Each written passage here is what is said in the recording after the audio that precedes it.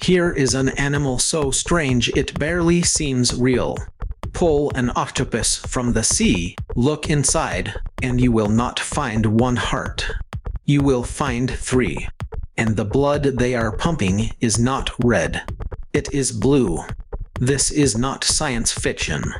It is just a Tuesday at the bottom of the ocean. So how does an animal end up with 3 hearts and blue blood? Stick around, because it only gets stranger. Let us start with those 3 hearts. 2 of them are small, and they sit right beside the gills. Their only job is to push blood through the gills to soak up oxygen from the water. We call them the branchial, or gill, hearts. Then there is a 3rd, larger heart in the middle. That one is the systemic heart, and it takes the fresh, oxygen-rich blood and pumps it out to the rest of the body. 2 little hearts to load up on oxygen. 1 big heart to deliver it. Now here is the genuinely weird part. That big central heart has a strange habit. Every time the octopus swims, by squeezing its body and jetting through the water, that squeeze pinches the main heart, and it briefly stops beating. Imagine your heart pausing every single time you sprinted. Swimming like this is exhausting for an octopus. So most of the time, they simply do not bother. They would much rather crawl along the seafloor on those 8 arms and save the jet engine for emergencies. So what about that blue blood? Ours is red because it carries oxygen using iron, locked inside our red blood cells. The octopus does it completely differently. It uses copper instead of iron, in a molecule called hemocyanin. And copper, when it grabs onto oxygen, does not turn red.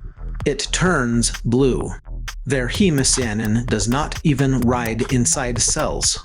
It floats free, dissolved right in the blood, tinting the whole thing a pale ocean blue. And this is not our design flaw. It is a superpower for where they live. Copper-based blood keeps working in cold, low-oxygen water. The kind of dark, chilly sea where iron blood starts to struggle. Antarctic octopuses lean on it the hardest, packing in extra hemocyanin to survive near freezing water. There is a catch, though. Copper blood carries less oxygen per trip than ours does, which is exactly why it helps to have those extra hearts working overtime to keep the oxygen moving. Now, the honest part.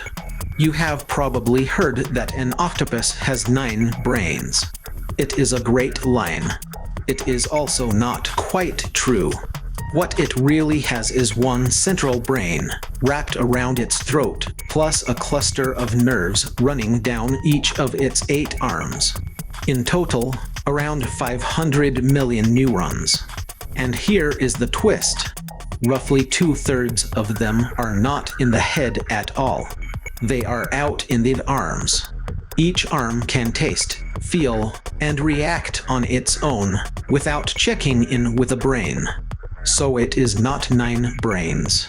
It is 1 brain, and 8 astonishingly clever arms.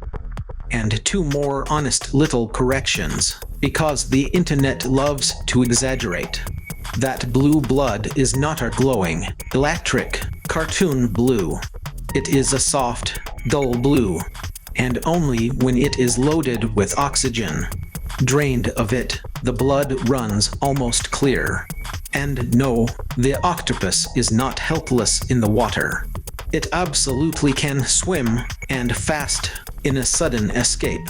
It just pays for it with that pausing heart. Which is why crawling is its everyday cruise.